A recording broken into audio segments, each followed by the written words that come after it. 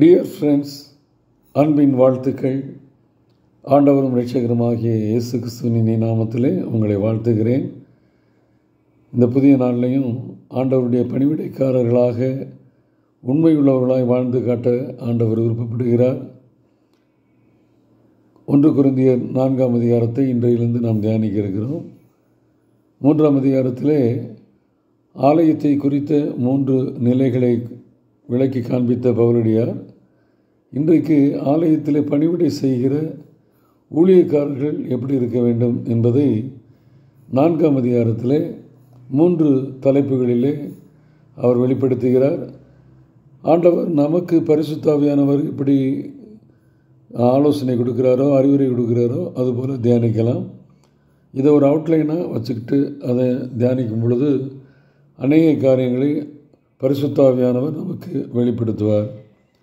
அந்த 3 நிலைகள் என்னென்னா, 1, ஊழியக்காரன் ஆண்டவருடைய பணியை செய்கிறவர் எப்படி இருக்கணும்னா, உக்கிரானக்காரனை போல இருக்க வேண்டும், சாட்சியுள்ள வாழ்க்கையை வாழ வேண்டும்.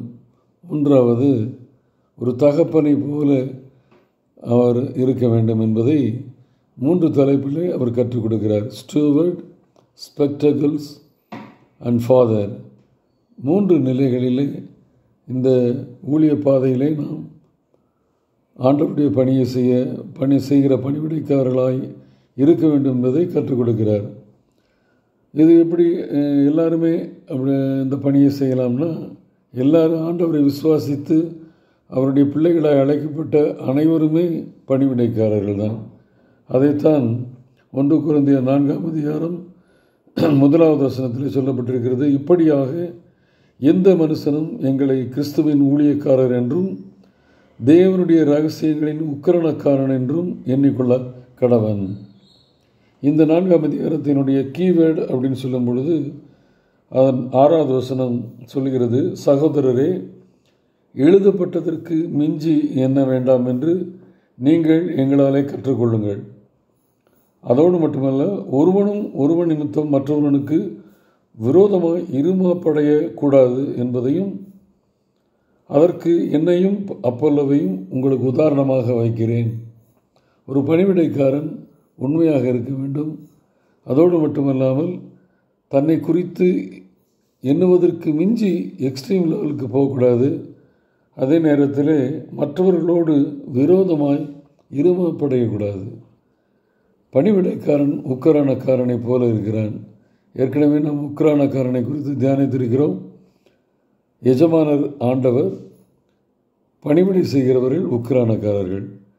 எல்லாவற்றையும் ஆண்டவர் நமக்கு கொடுத்திருக்கிறார் என்பதனாலே அதை நம்ம யூஸ் பண்ணலாமே ஒழிய அதை ஆளுகை செய்ய முடியாது.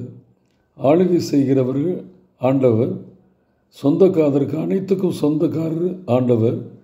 அதை கண்காணிக்க வேண்டிய பொறுப்பில் இருக்கிறவர்கள் பணிவிடைக்காரர்கள். அவர்களைத்தான் உக்கிரானக்காரர்கள் என்று நாம் சொல்லுகிறோம். ஏனென்றால் எல்லாம் எனக்குரியது, எல்லாம் என்னால் ஆனது என்று இப்படி நினச்சிட்டேன்னா பணிவிடை செய்வதற்கு பதிலாக நான் எஜமானாக மாறிவிடுவேன்.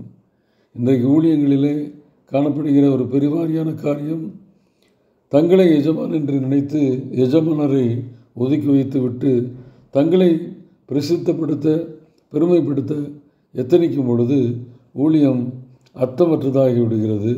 அது ஆண்டவர் பிரியம் செய்யாதபடி மனிதர்களை பிரியப்படுத்துகிற ஒரு காரியமாய் மாறிவிடுகிறது. இன்றைக்கு நாம் முதலாவது கற்றுக்கொள்ள வேண்டியது உக்கிரானக்காரர்கள், எஜமான் ஆண்டவர். அந்த உக்கிரானக்காரன் எப்படி இருக்க வேண்டும்? உண்மையுள்ளவர்களாக இருக்க வேண்டும். எப்படி உண்மையால் உள்ளவர்களாக இருக்க வேண்டும் என்பதை தொடர்ந்து தியானிப்போம். ஆண்டவருடைய பணிவிடை செய்கிற நாம் நம்மை தாழ்த்தி, ஒரு குருவானவரே, எஜமானானவரே தன்னுடைய சீடருடைய கால்களை கழுவும் பொழுது நானே மாத்திரம், இந்த உணர்வோடு பணிவிடை செய்வதற்கு நாம் அழைக்கப்படுகிறோம். அழைப்பிலே உண்மை உள்ளவர்களாக இருப்போம். ஆண்டவர் தம்முடைய பிரியம் செய்வதற்கு நம்மை பயன்படுத்துவாராக. ஆமேன்.